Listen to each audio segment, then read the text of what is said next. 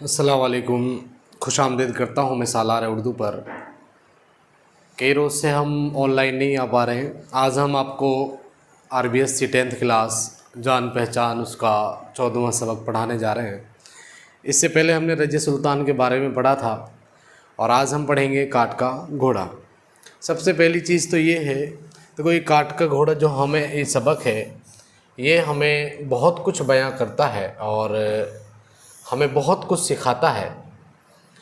इससे हमको पता चलता है कि काठ का घोड़ा जो सबक है कि वो हमें बहुत सारा पैगाम दे रहा है। यानी इस सबक को लिखने वाले हैं रतन सिंह। किसने लिखा है? रतन सिंह ने लिखा। और जो आज हम सबक पढ़ेंगे उससे ज़िंदगी का हमें बहुत बड़ा सबक मिलता है।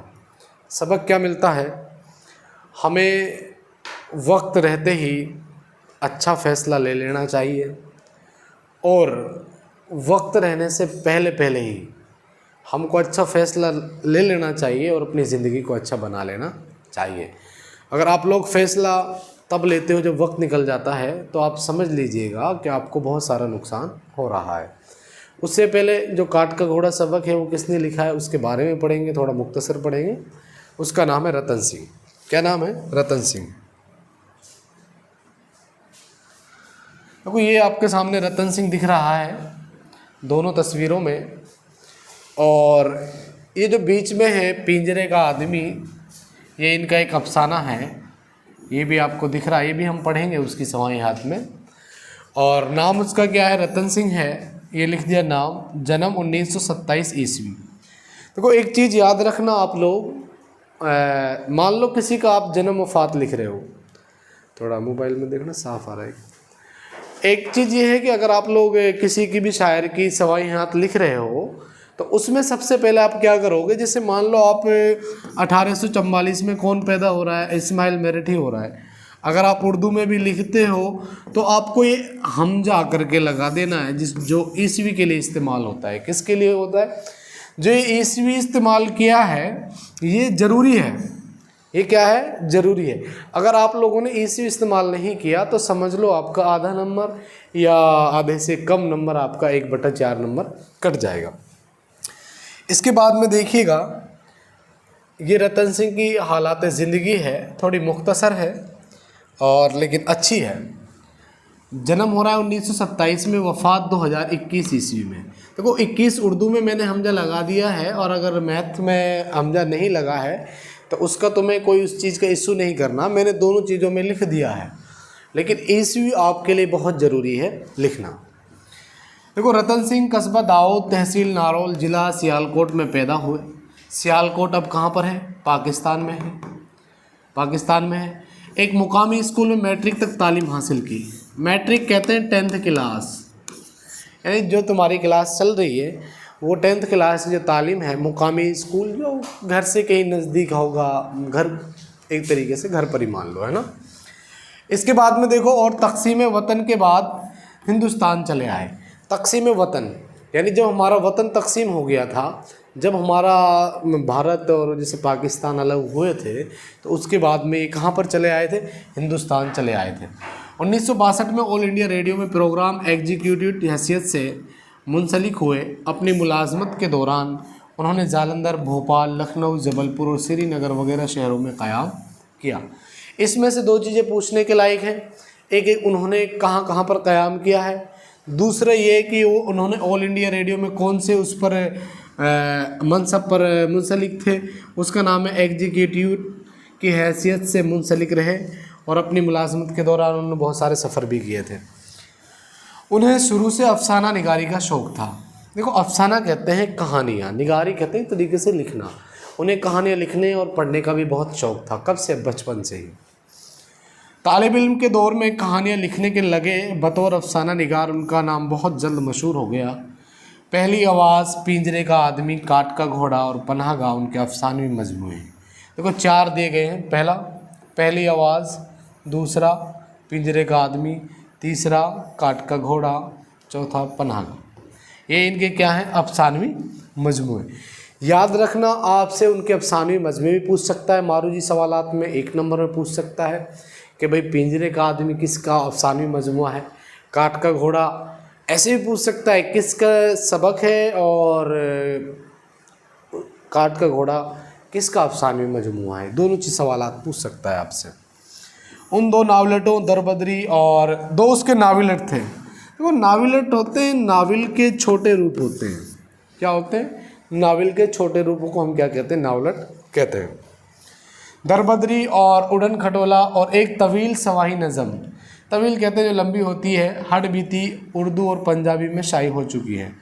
वो एक मुतरजिम की हैसियत से भी जाने जाते हैं। ये मुतरजिम आपने पढ़ा होगा कि मुतरजिम कौन है। देखो, मुतरजिम होता है जो तर्जुमा करने वाला होता है।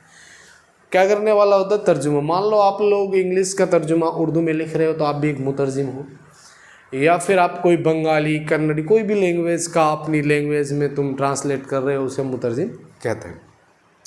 देखो, ये थी हमारी इसकी सवाहियात रतन सिंह की। आपको समझ में आई होगी। रतन सिंह का जन्म 1927 में हुआ।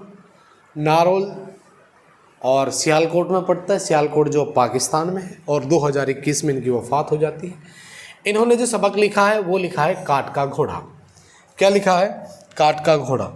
देखो, मैं तुमसे एक चीज़ कहना चाहता हूँ, ज़िंदगी में ये सबक मुझे तो बहुत मुतासिर करता है कि एक उम्र के बाद, एक वक्त गुजर जाने के बाद अगर इंसान पछता रहा है तो उसका पछताना कोई काम का नहीं है। देखो, इस कहानी को समझाने से पहले मैं आपको कुछ इस तरीके से इसको समझाना चाहूँगा कि किस तरीके से मैं इसको समझाना चाहूँगा वो आपके सामने मैं अभी बयां कर देता हूँ।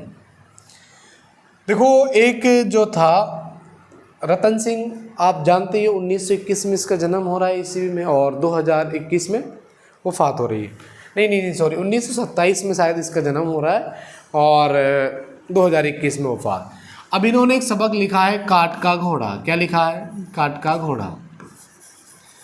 अब देखो, काठ का घोड़ा जो है उसके मायने क्या हैं भाई? उसके मायने हैं लकड़ी का घोड़ा। किसका घोड़ा? लकड़ी का घोड़ा। किसका घोड़ा? लकड़ी का घोड़ा। लकड़ी का घोड़ा यानी लकड़ी का घोड़ा। किसका घोड़ा? लकड़ी का घोड़ा। देखो, साफ सीधी बात यह है, ये किसने लिखा है? रतन सिंह ने लिखा है। किसने लिखा है? रतन सिंह ने। हिंदी में बता देता हूँ, बहुत सारे बच्चे क्या हैं कि बेचारे उर्दू में पढ़ने में कमज़ोर होते हैं, तो उनके लिए देखने में भी दिक्कत होती है। सुन तो सकते हैं वो लोग, लेकिन उन्हें क्या लिख रहा है बोर्ड पे वो समझ में नहीं आता है। मैं इसलिए समझा रहा हूँ ये पाठ तुम्हें, जिससे जब हम पढ़ें इसको तो आपको अच्छी तरीके से समझ में आ जाए।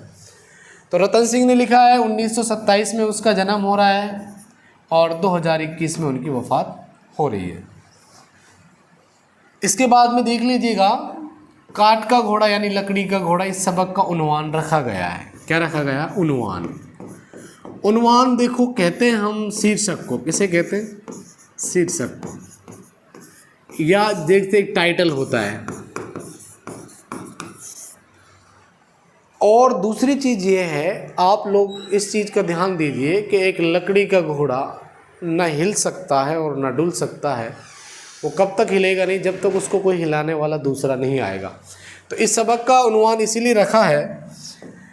इसमें दूसरी चीज़ गौर करने की बात यह है, जो काठ के घोड़े में एक शख्स रहता है जिसका नाम होता है बुंदू। क्या नाम होता है? बुंदू।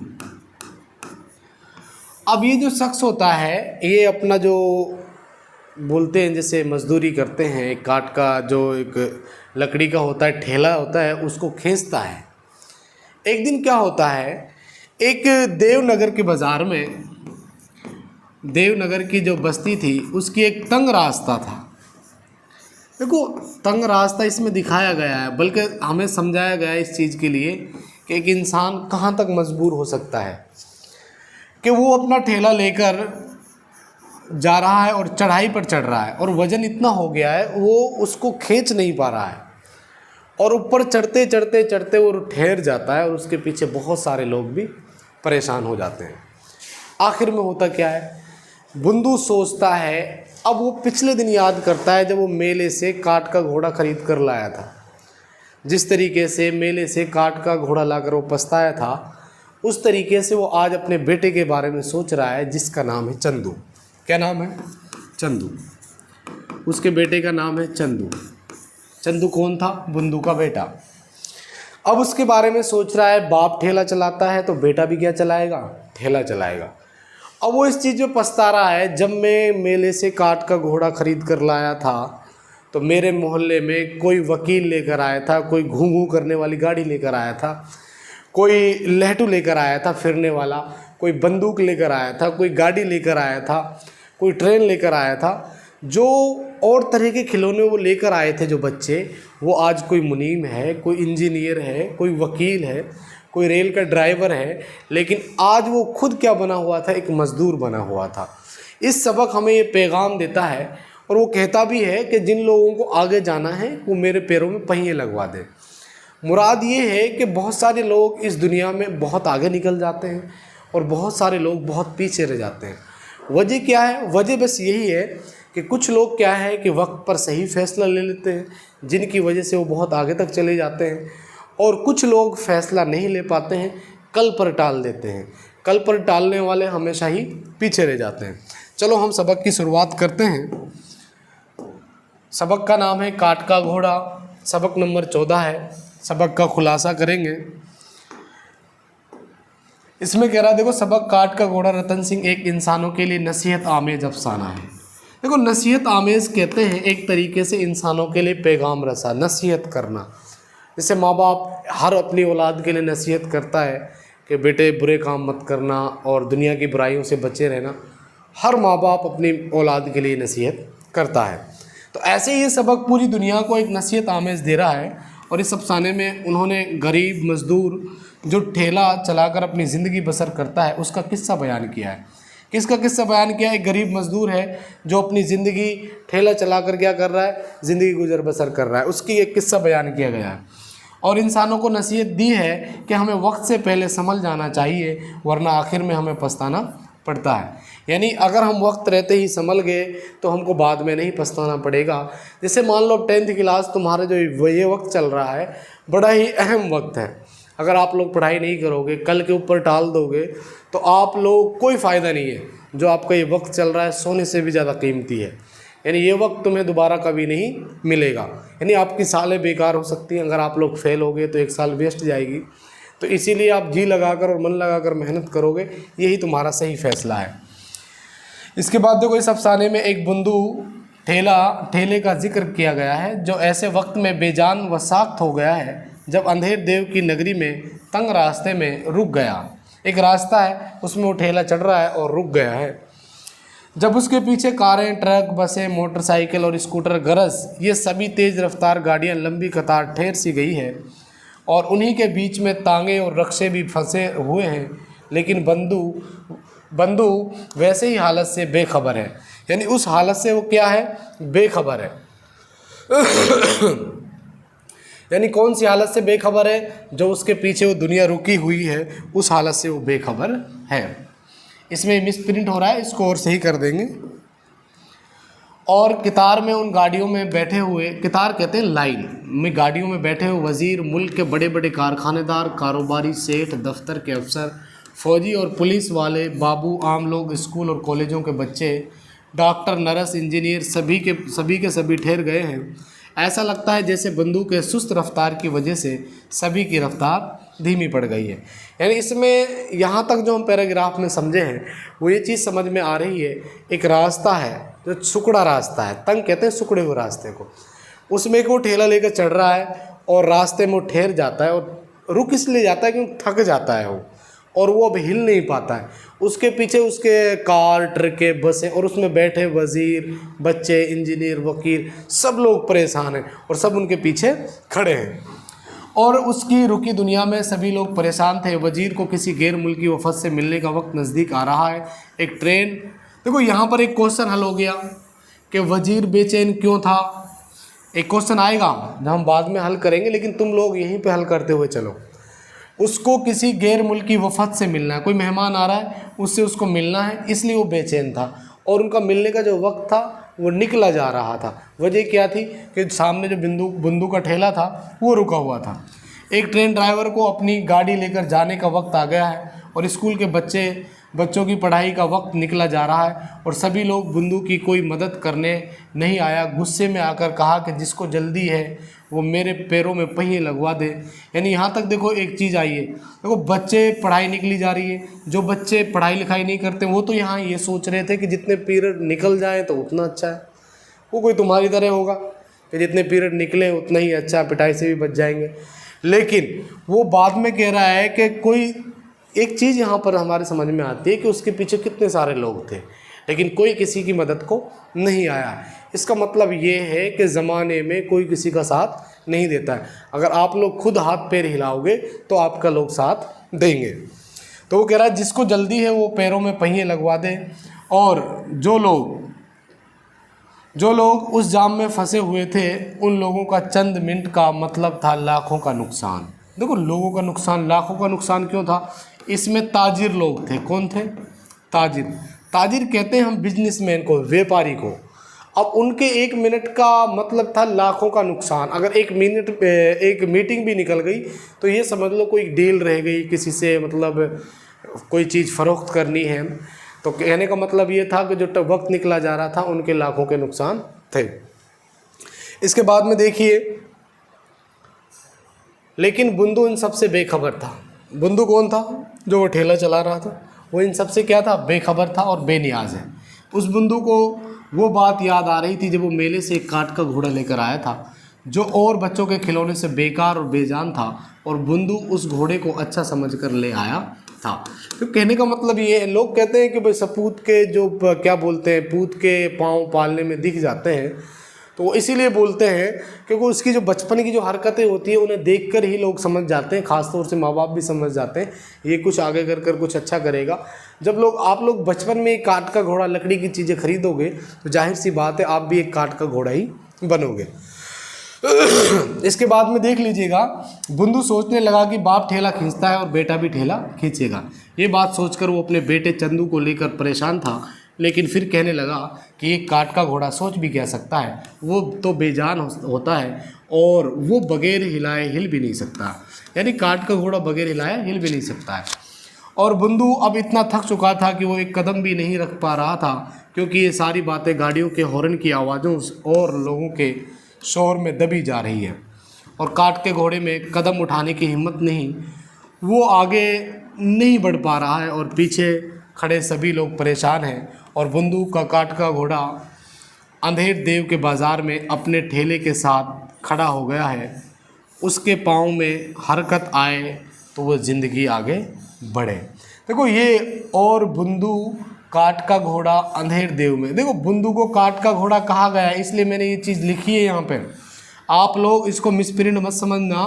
देखो बुंदू व काठ का घोड़ा बुंदू को कहा गया था। जिस तरीके से काठ का घोड़ा हिल डुल नहीं सकता है, उसी तरीके से बुंदू भी हिल और डुल नहीं पा रहा था, है ना।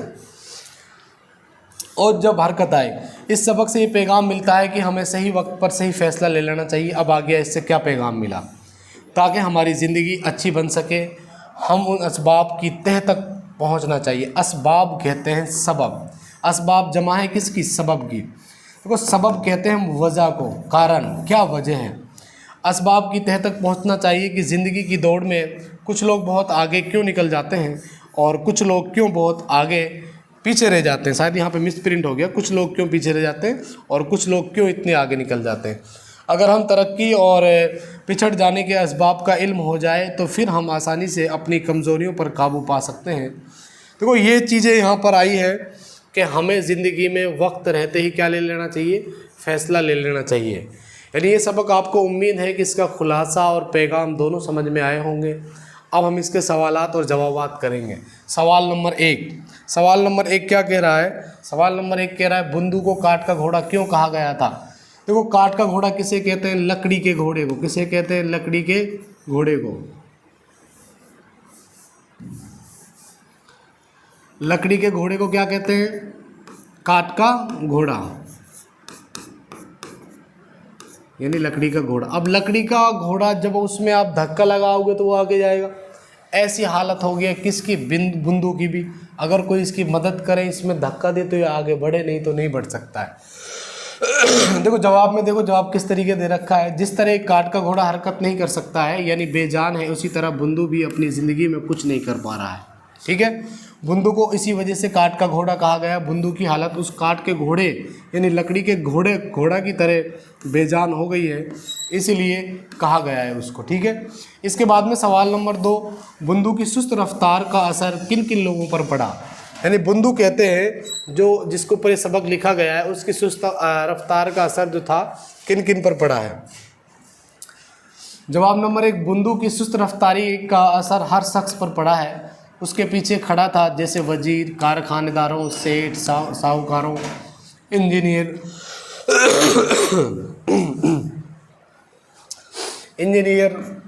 रेल ड्राइवर, दफ्तर के अफसरों, बाबू, डॉक्टरों, नर्स, स्कूल और कॉलेज के बच्चों और काफ़ी लोगों को बुंदू की सुस्त रफ्तारी का असर पड़ा। देखो अगर आप लोगों ने सबक अच्छी तरीके से पढ़ा है तो आप लोग बता सकते हो कि उनके पीछे किस चीज़ का असर पड़ा है। अगर आप लोगों ने सबक को अच्छी तरीके से पढ़ा हो कि उसके पीछे कौन कौन खड़े थे, उन पे ये असर पड़ा है। सवाल नंबर 3, वजीर की बेचैनी का सबब क्या था। मैंने बताया था वजीर इसलिए बेचैन था कि उसको किसी गैर मुल्क की वफद से मिलने का वक्त करीब ही आ रहा था और उसे देर हो रही थी, इसलिए वो बेचैन था। सवाल नंबर 4, कारोबारियों के पल के मायने लाखों के घाटे के क्यों थे। कारोबारियों और बड़े बड़े लोगों को देर होने की वजह से, उनको काफ़ी नुकसान होने की वजह से मुसन्निफ़ ने कहा है पल के मायने उनके क्या थे, घाटों, लाखों के क्या थे, घाटे थे।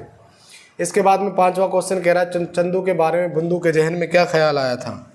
ये ख्याल आया था, बुंदू के दिल में एक ख्याल आया था, जिस तरह मेरी ज़िंदगी परेशानी में गुजर रही है मेरे बेटे की भी ज़िंदगी इसी तरह गुजरेगी। यानी बाप ठेला खींचता है, बेटा भी ठेला खींचेगा, ये ख्याल आया बुंदू के जहन में। सवाल नंबर 6, पैरों में पहिए लगवाने से बुंदू का क्या मुराद है। इससे मुराद है कि ज़िंदगी में रफ्तारी यानी ज़िंदगी में तरक्की हो। उन सब का मतलब जो लोग आगे जाना चाहते हैं वो लोग मेरी ज़िंदगी में सहारा देकर मुझे भी साथ ले चलें। इसके बाद में देखिए लफ्ज़ों के जुमले बनाइए। एक कितार दे रखा है, कितार को आप जुमलों में इस्तेमाल कीजिए। स्कूल के बच्चे घर जाने के लिए बस में जाने के लिए लंबी कतार में खड़े हैं। रफ्तारी, अजलान को गाड़ी तेज़ रफ्तार से नहीं चलानी चाहिए। कैफियत, मासूम को देखकर आज की कैफियत अच्छी हो गई। फ़ख्र, अकील को साबिर पर फ़ख्र है। दुश्वार, इश्क में जुदाई बड़ी दुश्वार यानी मुश्किल है। हरकत, ज़िंदगी में हरकत बहुत ज़रूरी है। इसके बाद में खाली जगह देख लीजिएगा, जितनी भी खाली जगह दे रखी हैं 5 जगह दे रखी हैं और उसमें आंसर भी मैंने दे रखे हैं कि सारी दुनिया की रफ्तार धीमी पड़ गई। तो पहले में रफ्तार हो गया। इन खिलौनों के सामने उसका काठ का घोड़ा कैसा था, साख था। उसने अपने घोड़े को टांगों के बीच फंसाकर दौड़ने का सवांग कहते हैं ढोंग किया। वो बेजान काठ का घोड़ा उसकी शख्सियत से चिपक कर रह गया। उसके पाँव में हरकत आई तो ज़िंदगी आगे बढ़े। अहमद कल स्कूल आया था, इसमें क्या है, ज़माना माजी है यानी गुजरे हुए ज़माने में काम हो रहा है। मोहन बाज़ार से लौट आया है, उसमें ज़माना हाल है। सर्दी का ज़माना कब आएगा यानी फ्यूचर, मुस्तकबिल। गर्मी का मौसम जा रहा है, इसमें ज़माना हाल है। हम ईद के दिन मिलेंगे, इसमें ज़माना मुस्तकबिल है। अब देखो इक्तिबास है, यूँ तो वज़ीर अपनी कार में बैठा हुआ और वहाँ तक दिया है पल के मायने लाखों के नुकसान के हैं। देखो इसमें इक्तिबास में मैंने फिर कहा था आपसे, आप लोगों को खुद पढ़कर जो उसमें आप लोगों के समझ में आता है वो लोग आपको उसका आंसर देना है। सियाक व सफा के इक्तिबास शामिल निसाब में सबक काठ का घोड़ा से लिया गया है, जिसके मुसन्निफ़ कौन है, रतन सिंह है। उसका जन्म हो रहा है 1927 और 2021 में उनकी क्या हो रही है, वफ़ात। ईस्वी ज़रूर लगा देना है ना, और तसरीह अपने अंदाज में कर दीजिएगा। और अब इसमें देखो क्वेश्चन आंसर भी दे रखे हैं मैंने। और एवं सैयद रतन सिंह कहाँ पैदा हुए थे, लाहौर, दाऊद बिन लाहौल, सियालकोट में और या जालंधर में, जो भी हो उस पर टिक लगा देना। रतन सिंह ने किस अदारे में मुलाजमत की थी, ऑल इंडिया रेडियो में। ये क्वेश्चन आंसर हैं, जब आप लोग देखोगे तो आप लोगों को ये सारी चीज़ें समझ में आ जाएगी। यानी ये था हमारा काठ का घोड़ा सबक। और इसमें अल्फाज मायने और देख लेते हैं।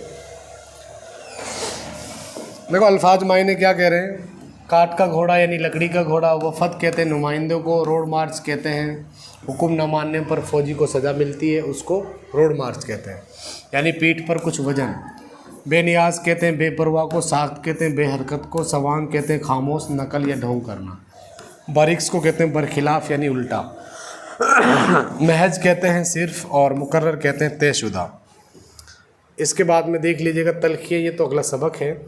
यहाँ तक उम्मीद है कि आप लोगों को समझ में आया होगा, और जो इसके क्वेश्चन आंसर है वो हम करा देंगे तुम्हें, जितने भी मारूजी सवालात होंगे। उम्मीद है कि आप लोगों को ये समझ में आया होगा, और आप लोगों को बड़ी मेहनत और मशक्क़त से तैयारी करनी है, क्योंकि काठ का घोड़ा हमें ये पैगाम दे रहा है कि अगर हम लोग वक्त पर सही फ़ैसला ले लेंगे तो हमें ज़िंदगी में नहीं पछताना पड़ेगा। इसीलिए आप लोगों को हमेशा तैयारी करनी है, और हमेशा ही अपने पढ़ाई के प्रति, इल्म के लिए अपनी जान और सारी चीज़ें आपको कुर्बान कर देनी है, अगर आपको मंजिल पानी है तो। यानी मैं अपना ये जो आखिरी बातें हैं ये कुछ इस तरीके से ख़त्म करता हूँ कि लोगों को मेरी मोहब्बत रास ना आई, लोगों को मेरी मोहब्बत रास ना आई, लोगों को मेरी मोहब्बत रास ना आई, वरना मुझे तो उसकी नफ़रत से भी मोहब्बत थी। वरना मुझे तो उसकी नफ़रत से भी क्या थी, मोहब्बत थी।